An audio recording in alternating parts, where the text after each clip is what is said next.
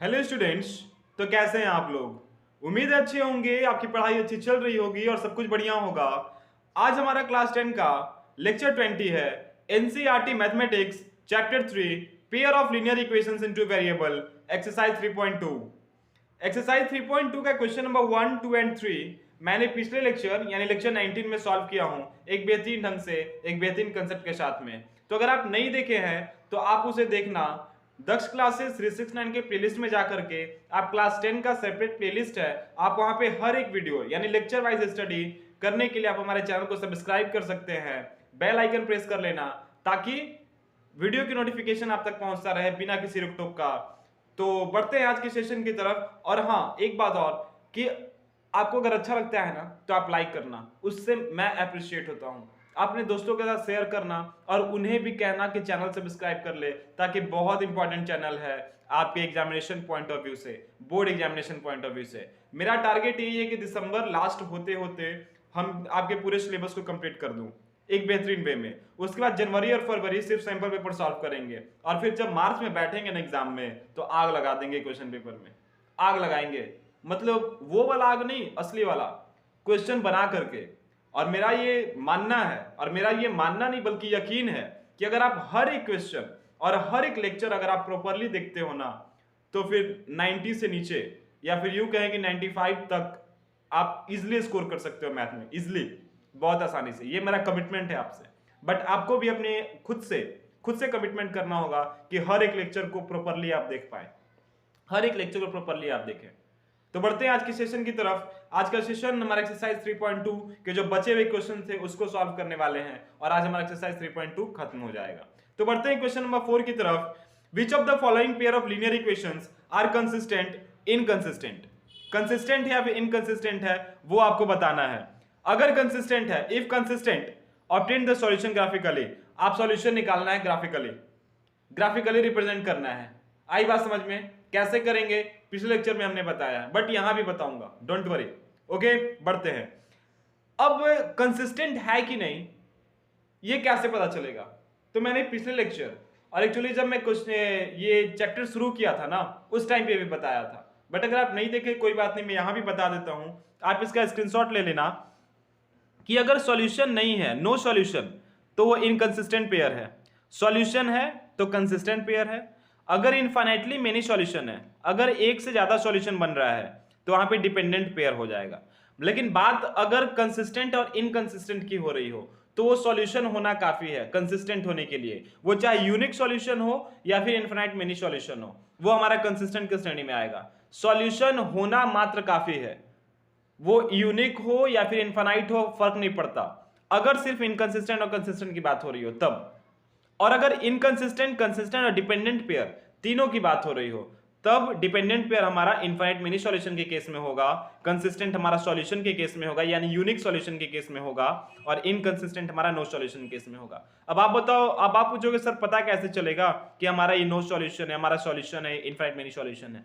तो उसके लिए अगर आप ग्राफ रिप्रेजेंट कर रहे हो पहले, तो ग्राफ में अगर इंटरसेक्शन हुआ यानी यूनिक सॉल्यूशन बन रहा हो, इंटरसेक्शन हुआ मतलब कि यूनिक सॉल्यूशन है। पैरेलल बना तो नो सॉल्यूशन। अगर एक ही लाइन पे दोनों इक्वेशन हमारा कोइंसाइड करता है तो वो हमारा इनफाइनाइट मेनी सॉल्यूशन हो गया। यानी कोइंसिडेंट लाइन हमारा इनफाइनाइट मेनी सॉल्यूशन को रिप्रेजेंट करेगा, हमारा पैरेलल लाइन नो सॉल्यूशन को रिप्रेजेंट करेगा, और हमारा इंटरसेक्टिंग लाइन यूनिक सॉल्यूशन को रिप्रेजेंट करेगा। अब ये कैसे पता चलेगा कि अगर हम ग्राफ रिप्रेजेंट नहीं करें तो कैसे पता चलेगा? तो जो दो इक्वेशन दिए गए होंगे, अगर a1/a2 not is equal to b1/b2, अगर a1/a2 b1/b2 के बराबर नहीं है तो वो इंटरसेक्टिंग होगा। इंटरसेक्टिंग कहने का मतलब क्या कि क्रॉस बनेगा यानी कि यूनिक सॉल्यूशन होगा। a1/a2 b1/b2 c1/c2 कोइंसिडेंट, अगर तीनों बराबर हो गया तो कोइंसिडेंट लाइन बनेगा यानी एक ही लाइन पे दोनों इक्वेशन लाई करेगा। ओके, एंड अगर पैरेलल लाइन होगा कब? जब a1/a2 is equal to b1/b2 but not is equal to c1/c2। a1/a2 b1/b2 के बराबर तो है बट c1/c2 के बराबर नहीं है, तो हमारा पैरेलल लाइन बनेगा। और जब पैरेलल बनेगा तो कोई सॉल्यूशन नहीं होगा। इंटरसेक्टिंग बनेगा तो यूनिक सॉल्यूशन होगा, और अगर कोइंसाइड कर रहा है तो इनफाइनाइट मेनी सॉल्यूशन होगा। तो आप ऐसे देख सकते हो बिना ग्राफ बनाए हुए। उम्मीद है आप ये समझ पाए होंगे। आप इसका स्क्रीनशॉट ले लेना ताकि आपको काम आए। ओके, बढ़ते हैं सेशन की तरफ। तो ये क्वेश्चन को आप कैसे सॉल्व करोगे? x plus y is equal to 5, तो कैसे सॉल्व करते हैं पिछले लेक्चर में बताए हैं, फिर से बता देते हैं। x plus y is equal to 5, then इसको लिख सकते हैं x is equal to 5 minus y. अब यहाँ पे हम इसे सॉल्व करेंगे। हमने हमेशा बताते आए कि कम से कम 2 पॉइंट लेंगे x एंड y। अगर y का वैल्यू हम 0 रख दें, अगर y का वैल्यू यहाँ पे 0 रख दें तो 5 माइनस 0 कितना हो जाएगा? 5। x का वैल्यू 5 हो गया। अगर y का वैल्यू हम 2 रख दें, y का वैल्यू 2, आप कुछ भी रख सकते हो, ऐसा नहीं कि जो हम रख रहे हैं वो सत्य है, आप कुछ भी रख सकते हो, बस सॉल्व होना चाहिए। देन y का वैल्यू अगर 2 रख दें तो 5 माइनस 2 कितना? 3। x का वैल्यू 3 आ गया। ठीक है, तो इसे हम रिप्रेजेंट करते हैं। अगर x का वैल्यू 5 आ रहा है, x का वैल्यू 5, देन y का वैल्यू 0, यानी यही पॉइंट बन रहा है। x का वैल्यू 3, x का वैल्यू 3, देन y का वैल्यू 2, देन x का वैल्यू 3, y का वैल्यू 2, ये बना। अब इससे आप क्या करोगे? दोनों पॉइंट को मर्ज कर दोगे, मतलब एक लाइन ड्रॉ करोगे अक्रॉस दिस 2 पॉइंट। ओके, इसे ऐसे कर दिए। ठीक है, दोनों लाइन को ज्वाइन कर दिए। ठीक ना। उसके बाद सेकेंड इक्वेशन देखेंगे। सेकेंड हमारा क्या कह रहा है? एक इक्वेशन ये हो गया। सेकेंड हमारा 2x प्लस 2y है, 2x प्लस 2y, तो इसको लिख सकते हैं 10 माइनस 2y। एंड यहाँ पे मल्टीप्लाई में है तो यहाँ आकर क्या हो जाएगा? ये डिवाइड में हो जाएगा। देन यहाँ भी बनाते हैं एक x y, दो कम से कम लेंगे 2 पॉइंट। अगर y का वैल्यू हम 0 रखते हैं, y का वैल्यू 0, देन ये पूरा 0 हो गया। 10 में से 0 हो जाएगा 10, 2 से डिवाइड करेंगे तो 5। ठीक है, अगर x का वैल्यू 2 रखते हैं तो 2 इंटू 2 4 हो गया। अगर y का वैल्यू 2 रखें तो 2 इंटू 2 4 हो गया। 10 में से 4 जाएगा तो 6 हो गया। अब 6 को 2 से डिवाइड करेंगे तो 3 हो जाएगा। क्या सेम आया ना? अगर x का वैल्यू 5, देन 5, x का वैल्यू 2 ये 3, देन y का वैल्यू 2, ये आ गया। यही ना, यही है। तो एक ही लाइन पे दोनों इक्वेशन कोइंसाइड किया, एक ही लाइन पे दोनों इक्वेशन कोइंसाइड कर रहा है। अगर एक ही लाइन पे दोनों कोइंसाइड कर रहा है तो उसे क्या बोलेंगे? Infinite many solution. But solution यहां सिर्फ कंसिस्टेंट एंड इनकंसिस्टेंट पूछा था क्वेश्चन में, डिपेंडेंट पेयर तो पूछा नहीं है। तो अगर सॉल्यूशन हो रहा है, चाहे वो इनफाइनाइट हो चाहे यूनिक हो, तो कंसिस्टेंट पेयर की श्रेणी में आएगा। तो ये हमारा किसके श्रेणी में आ गया? कंसिस्टेंट पेयर की श्रेणी में। तो हमने ग्राफ बना करके देख लिया। बट यहां पे क्या बोला था? यहां पे क्या बोला था कि अगर कंसिस्टेंट है तो ग्राफ बनाएंगे। तो हमने तो ग्राफ बना करके देख लिया। गलती किया ना? बिल्कुल गलती हुआ है, लेकिन इसका सुधार हम ही करेंगे। कैसे करेंगे? तो हम कैसे फाइंड आउट कर सकते थे बिना ग्राफ बनाए? ऐसे कर सकते थे, ऐसे। ये हमारा a1 a2 b1 b2 c1 c2, then a1 by a2 1 by 2, b1 by b2 1 by 2, c1 by c2 क्या है? 5 by 10, तो 5 1 जा 5, 5 2 जा 10, then 1 by 2 is equal to 1 by 2 is equal to 1 by 2 हो गया। Then a1 by a2 is equal to b1 by b2 is equal to c1 by c2 हो गया। तो कोइंसिडेंट हो गया। आई बात समझ में? अब पता चला मैं एक गलती क्यों किया था, ताकि दोनों तरफ से आपको बता दूं। अगर आप पहली बार विजिट किए हैं तो ग्राफ से कैसे हम फाइंड आउट कर सकते हैं, या फिर बिना ग्राफ के हम कैसे बता सकते हैं कि कंसिस्टेंट है या नहीं है, कोइंसिडेंट है या नहीं है। ओके, आई बात समझ में? a1 by a2 b1 by b2 c1 by c2 बराबर हो गया, यानी कोइंसिडेंट हुआ। कोइंसिडेंट हुआ यानी कंसिस्टेंट है। अब कंसिस्टेंट है तो ग्राफ हमने बना दिया। आई बात समझ में? कैसे सॉल्व करोगे? आगे बढ़ते हैं। इसका क्वेश्चन नंबर 2 मैं सॉल्व नहीं करूंगा, वो आप करना। क्वेश्चन थर्ड मैं सॉल्व करता हूं। ओके, क्वेश्चन थर्ड क्या है? 2x plus y minus 6 is equal to 0। 2x plus y, then इसको हम लिख सकते हैं 2x is equal to 6 minus y, then x is equal to 6 minus y by 2 लिख सकते हैं। अब इसका हम प्लॉट करते हैं x y। अगर y के जगह पे हम 0 रखते हैं, 0, देन 6 माइनस 0 6, 2 से डिवाइड करेंगे तो ये 3 हो जाएगा। अगर x के जगह y के जगह पे हम पुट करते हैं 2, देन 6 में से 2 जाएगा 4, 4 से 2 से डिवाइड करेंगे तो 2। ये इक्वेशन 1 के लिए है। इक्वेशन 2 हमारा क्या है? Equation 2 4x minus 2y minus 4 is equal to 0, 4x minus 2y। तो इसको ऐसे लिख सकते हैं 4x is equal to 4 plus 2y। अब x के साथ 4 क्या में है? क्या चीज़ में है? आप बताओ क्या चीज़ में है? मल्टीप्लाई में है। देन क्या हो जाएगा? इधर आकर के डिवाइड में हो जाएगा। अब इसका बनाते हैं कम से कम 2 लेते हैं, शुरू से हम बोलते आ रहे हैं, पहला इस चैप्टर का पहला जो लेक्चर था वहीं से बताते आ रहे हैं। y का वैल्यू अगर हम 0 लेते हैं, y का वैल्यू अगर 0 तो ये 0 हो गया, 4 से 4 डिवाइड करेंगे तो 1 हो गया। अगर y का वैल्यू हम 2 लेते हैं तो 2 इंटू 2 4, 4 प्लस 4 8, अगर 8 को 4 से डिवाइड किया तो 2 आ गया, यानी कि यहाँ पे 2 तो यहाँ पे भी 2। आई बात समझ में? ये इक्वेशन 2 के लिए है। ये दोनों इक्वेशन देख लिए। ओके, आगे बढ़ते हैं। x का वैल्यू 3 देन y का वैल्यू 0, यानी ये वाला पॉइंट। x का वैल्यू 2 और y का वैल्यू भी 2, यानी कि ये वाला पॉइंट, यहां पे कुछ होगा। ओके, ये वाला पॉइंट। इसे आप क्या करोगे? ज्वाइन करोगे। इसे आप ज्वाइन करोगे ना? कैसे करोगे? कैसे करोगे? ऐसे करोगे। इसे हम ज्वाइन कर दिए। ओके, सेकेंड इक्वेशन क्या कह रहा है हमारा? सेकेंड इक्वेशन, x का वैल्यू 1 एंड y का वैल्यू 0, यानी ये वाला। अगर x का वैल्यू 2 देन y का वैल्यू 2, यही वाला, यानी कि यहां पे क्या कर रहा है? कट कर रहा है। कट कर रहा है यानी कि यूनिक सॉल्यूशन बन रहा है। कट कर रहा है यानी कि यूनिक सॉल्यूशन बन रहा है।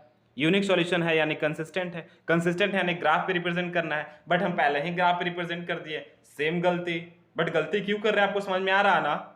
आपको बताने के लिए कि अब क्या करेंगे। पहले तो हमको पता करना था कि कंसिस्टेंट है कि नहीं। वो कैसे पता करेंगे? इंटरसेक्टिंग की वजह से। कब होगा? जब a1/a2 not is equal to b1/b2 होगा। देन a1/a2 क्या है यहाँ पे इक्वेशन में आप यहाँ देखो, a1/a2 क्या है? 2/4 इज इक्वल टू b1/b2 क्या है? 1/-2। तो 2 1 2, 2 2 4, 1/2 इज इक्वल टू 1/-2। क्या दोनों बराबर है? क्या बराबर नहीं है ना, तो नॉट इक्वल टू है। अब जब नॉट इक्वल टू हो जाएगा, a1/a2 not is equal to b1/b2 हो जाएगा, तो हमारा इंटरसेक्टिंग हुआ यानी कि ये, यानी कि यूनिक सॉल्यूशन है कंसिस्टेंट पेयर। ये कंसिस्टेंट था तो हमने ग्राफ रिप्रेजेंट कर दिया। तो आई बात समझ में कि हम पहले ग्राफ क्यों रिप्रेजेंट कर रहे थे? क्योंकि हम दोनों तरफ से आपको बताना चाह रहे थे। ओके, आई बात समझ में? आगे बढ़ते हैं क्वेश्चन नंबर 5 की तरफ। उम्मीद है क्वेश्चन नंबर 4 को आप समझे होंगे। जो क्वेश्चन रह गया है उसे आप सॉल्व करना, उसका आंसर हमें कमेंट सेक्शन में बताना। ओके, बढ़ते हैं क्वेश्चन नंबर 5 की तरफ। तो क्वेश्चन नंबर 5 हमारा क्या है कि half the perimeter of rectangular garden whose length is 4 meter more than its width is 36 meter, find the dimension of the garden। अगर ये क्वेश्चन आपका एग्जाम में आ जाता है और वहां पे ग्राफिकली फाइंड आउट करने के लिए नहीं बोलता है, तो आप सिंपल सा जो हमारा ट्रेडिशनल मेथड है, जो क्लास 8-9 में हम पढ़ते आ रहे हैं कि दोनों इक्वेशन बनाए, दोनों इक्वेशन को इक्वेट कर दिए, एक्स एंड वाई का वैल्यू निकाल दिए। बट अगर क्वेश्चन में ग्राफिकली कह दे तो आपको ग्राफिकली फाइंड आउट करना होगा, वो हम अभी बताएंगे कैसे होगा। जैसे क्वेश्चन नंबर 1, 2 एंड 3, 4 को हमने सॉल्व किया, बिल्कुल वैसे ही होगा। लेकिन यहां पे कुछ नहीं बोला है, बट क्वेश्चन हमारा बट चैप्टर हमारा लीनियर इक्वेशन इन 2 वेरिएबल का है, और यहाँ पे ग्राफ से की मदद से हम सारा काम कर रहे हैं, तो यहां हम ग्राफ से करेंगे। आई बात समझ में? बट एग्जाम में अगर सेम क्वेश्चन दे दे तो ये जरूरी नहीं कि आप ग्राफ से करोगे, ऐसा इस वजह से क्योंकि यहां कहीं नहीं बोला है कि आप ग्राफिकली फाइंड आउट कीजिए क्वेश्चन में। ठीक है, उम्मीद है हम क्या बोल रहे हैं वो आप समझ पा रहे होंगे। ठीक है, बढ़ते हैं। तो यहां पे इक्वेशन हमें बनाना होगा, इक्वेशन तो दिया नहीं है, तो पहला इक्वेशन बनाते हैं। मान लेते हैं कि लेंथ को हम x एंड ब्रेथ को मान लेते हैं y। लेंथ को हमने मान लिया x, ब्रेथ को मान लिया y। तो अब आप बताओ हमें पेरीमीटर क्या होता है, या फिर पहला इक्वेशन देखो, इसे बनाते हैं। हुज लेंथ इज, लेंथ क्या है? x है। Whose length is 4 metre more than यानी क्या? प्लस 4। इट्स विड्थ से, तो विड्थ कितना है? y है। यानी लेंथ अगर 6 होगा, अगर ब्रेथ हमारा 2 होगा तो लेंथ हमारा 6 होगा। ऐसा इस वजह से कि क्वेश्चन बोला है कि जिसका लंबाई जो है वो 4 मीटर ज्यादा है चौड़ाई से। आई बात समझ में? ये हमारा इक्वेशन 1 हो गया। सेकेंड इक्वेशन, अब देखो हम इक्वेशन कैसे बना रहे हैं, आप भी ऐसे बनाना। ओके, उम्मीद है आप समझ पा रहे होंगे कैसे इक्वेशन हम बनाते हैं। ठीक है, यहां लिखा हाफ द पेरीमीटर। तो पेरीमीटर हम पहले ये जानते हैं कि रेक्टेंगल का पेरीमीटर क्या होता है? 2 into x plus y, x क्या है हमारा लेंथ है, ब्रेथ है। यही तो रेक्टेंगल का पेरीमीटर होता है, 2 इंटू एल प्लस बी, यानी कि 2 into length plus breadth. Length को हमने एक्स माना है, ब्रेथ को वाई माना है। अब इस पेरीमीटर का हाफ यानी कि 2, यहां पे देखो ये हमारा पेरीमीटर हो गया। इसका हाफ यानी कि डिवाइडेड बाई 2। अगर किसी को हमको हाफ करना है, 4 का हाफ यानी डिवाइडेड बाई 2 करेंगे 2 आ जाएगा। 6 का हाफ यानी डिवाइडेड बाई 2 करेंगे 3 आ जाएगा। यानी किसी का हाफ करना है तो डिवाइडेड बाई 2 करते हैं, तो इस पेरीमीटर का भी हाफ करना है तो इसका डिवाइडेड बाई 2 हो गया। कितना दिया हुआ है, 36 मीटर। यानी ये 2 और ये 2 कैंसिल हो गया, यानी x plus y is equal to 36 हो गया। x plus y is equal to 36 हो गया। And x plus y is equal to जब 36 हो गया तो यहाँ पे हम लिख सकते हैं ये इक्वेशन 2 हमारा हो गया, ये इक्वेशन 2 हो गया। अब इक्वेशन 1 एंड इक्वेशन 2 हमने कर लिया, इक्वेशन 1 एंड इक्वेशन 2 कर लिया। अब आप बताओ हमें कि आप इसे अब आसानी से, जैसे क्वेश्चन नंबर 4 को हमने सॉल्व किया ग्राफिकली, वैसे आप ग्राफिकली सॉल्व कर सकते हो। कर सकते हैं या नहीं कर सकते, आप बताना हमें। कर सकते हैं या नहीं कर सकते हैं? कर सकते हैं, बहुत आसानी से कर सकते हैं। कैसे? सेम वे में ग्राफ प्लॉट करेंगे, बट यहाँ स्पेस तो कम है, स्पेस तो कम रहा है, क्वेश्चन सॉल्व करने में ज़्यादा स्पेस लग गया, बट इसी में मैं आपको समझा देता हूँ, आप अपने कॉपी में थोड़ा साफ से कर लेना। ओके, हाँ मैं आपको बस बता देता हूँ कैसे आप करोगे। 0 1 2 नहीं, 1 2 नहीं, क्योंकि काफ़ी लंबा है ये, तो 4 का ले लेते हैं। 4 8 12 16 20, 4 का गैप ले रहे हैं। जितना गैप लोगे आप इक्वल लोगे। उम्मीद है आप ग्राफ प्लॉट कर पा रहे होंगे। ग्राफ को कैसे प्लॉट करते हैं आपको पता होगा अच्छी से। तो ये हमने यहाँ कर दिया। सेम वे में यहाँ कर देते हैं 4 8 12 16 20 24 28 32 एंड 36। ठीक है, ये कर दिए। इक्वेशन सॉल्व करते हैं। पहला इक्वेशन क्या है हमारा, x। पहला इक्वेशन क्या है, x एंड y दो लेंगे। y का वैल्यू अगर 0 देन x का वैल्यू 4, y का वैल्यू 1 यानी x का वैल्यू, y का वैल्यू 2 ले लेते हैं, 4 ले लेते हैं। क्यों 4? क्योंकि हमारा 4 का एथ ही है, तो 4 करेंगे तो 8 हो जाएगा। ठीक है, ये इक्वेशन 1। इक्वेशन 2 को सॉल्व करते हैं। Then x is equal to 36 minus y, तो लिख ही सकते हैं इसको। ये इक्वेशन 2 था हमारा, ये इक्वेशन 1 था हमारा, हम प्लॉट किए थे अकॉर्डिंग टू क्वेश्चन। ठीक है, अगर y का वैल्यू, अगर x का वैल्यू हम लेते हैं, अगर यहाँ पे x का वैल्यू अगर लेते हैं हम, अगर y का वैल्यू लेते हैं 0 तो x का वैल्यू 36। अगर y का वैल्यू लेते हैं 36 देन x का वैल्यू 0। 36 माइनस 36 0 हो गया। आई बात समझ में? या इसको कैसे आप प्लॉट करोगे? पहला इक्वेशन x4 y0 यानी ये वाला, x8 y4 यानी ये वाला। अब आप इसे क्या करोगे, आप इसे ज्वाइन कर दोगे दोनों पॉइंट को। Draw a line across this 2 point. Okay, now आगे बढ़ते हैं। x का वैल्यू 36, y का वैल्यू 0, यानी कि यहाँ पे x का वैल्यू 0, y का वैल्यू 36, यानी कि यहाँ पे। अगर इक्वल लोगे तो आप बहुत एक्यूरेट बना पाएंगे। ये तो हम बस आपको समझाने के लिए हमने ग्राफ प्लॉट कर दिया है, बट आप एक्यूरेट डिस्टेंस लोगे, सिमिलर डिस्टेंस लोगे 2 पॉइंट के बीच में, तो आप बहुत आसानी से कर पाओगे।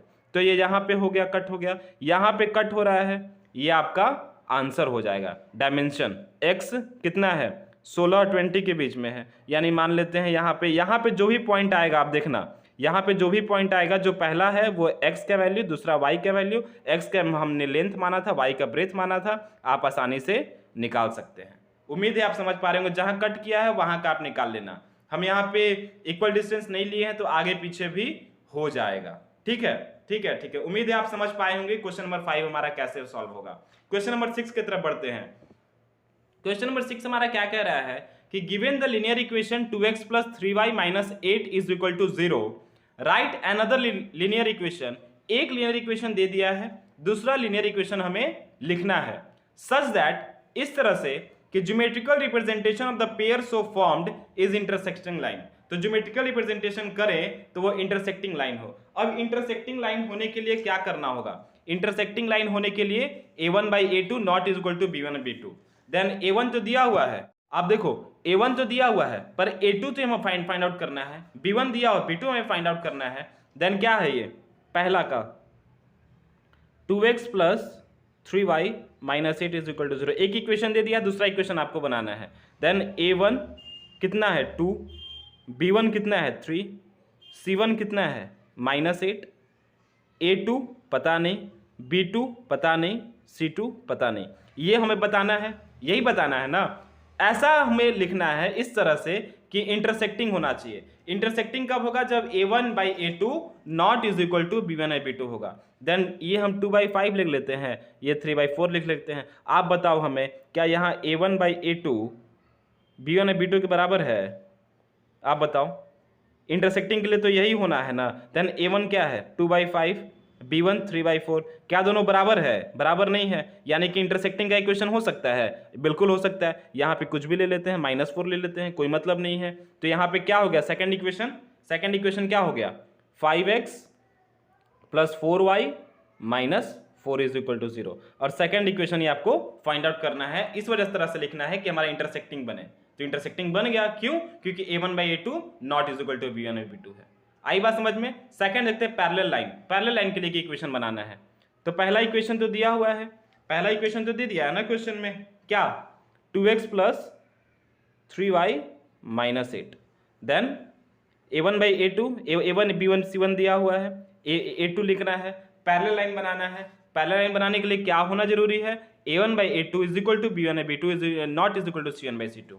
देन a2 को हम यहाँ पे क्या लिख सकते हैं? a2 को लिख सकते हैं 4, b2 को लिख सकते हैं 6 और c2 को लिख सकते हैं 13, -13 दे दिए।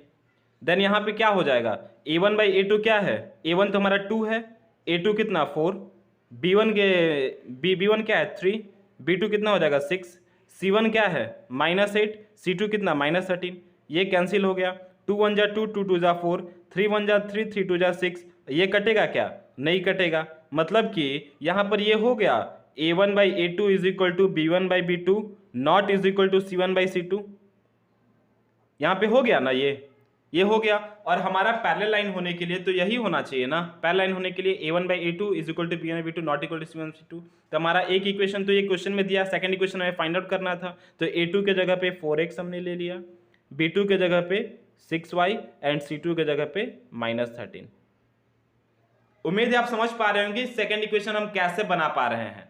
ठीक है, आपको सेकंड इक्वेशन ही लिखना था, राइट अनदर लीनियर इक्वेशन लिखना था। ओके, अब कोइंसिडेंट बनाना है, तो कोइंसिडेंट आप खुद बनाना। कोइंसिडेंट कैसे होगा?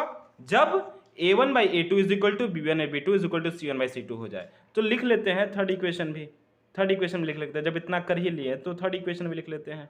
ये तो हमें दिया हुआ है, हाँ, यहाँ पे लिख सकते हैं 4x plus 6y minus 16 is equal to 0। कैसे? a1 by a2 1/2, b1 by b2 c1 1/2, c1 by c2 minus 8 by 16, minus minus cancel, 8 1 जा 8, 8 2 जा 16, 1/2 हो गया। Then 1/2 is equal to 1/2 is equal to 1/2, हाँ, यानी कि ये कोइंसिडेंट बन गया। तो ये आपको एक इक्वेशन लिखना था, जरूरी नहीं कि यही होगा, आप अपने हिसाब से देखना, बट कंडीशन यही है इंटरसेक्टिंग होने के लिए, कोइंसिडेंट होने के लिए, पैरेलल होने के लिए। उम्मीद है आप समझ पा रहे होंगे कि हम आपको क्या बताना चाह रहे हैं। ओके, बढ़ते हैं अगले क्वेश्चन की तरफ। क्वेश्चन नंबर 7 हमारा क्या कह रहा है कि draw the graph of equation x minus y plus 1 is equal to 0 and 3x plus 2y minus 12 is equal to 0। Determine the coordinate of the vertices of the triangle form by this line and the x axis and set the triangular region. एक triangle आपको इस दोनों equation को solve देख करके बनाना है। आप कैसे बनाओगे? पहला इक्वेशन क्या दिया हुआ है, सेम वे में करना है, सेम वे में x minus y plus 1 is equal to 0।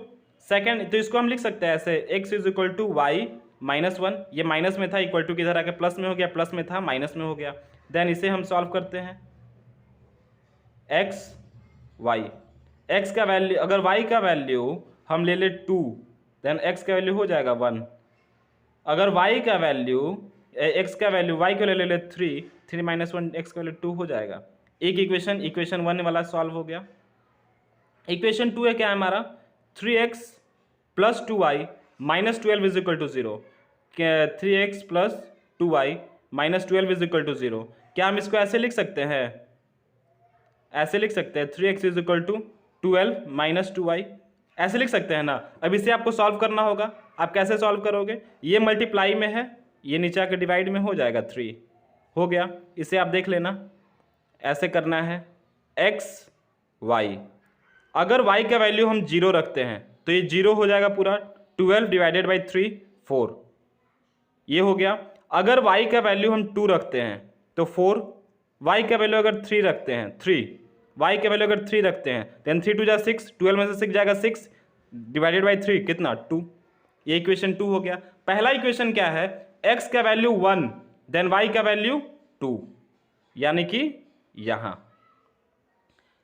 x का वैल्यू 2 देन y का वैल्यू 3, यानी कि यहां। इसे क्या करोगे आप, ज्वाइन करोगे, जैसे अभी तक हम लोग करते आ रहे हैं। जैसे अभी तक हम लोग क्या करते आ रहे हैं ना, कैसे ज्वाइन करते आ रहे हैं।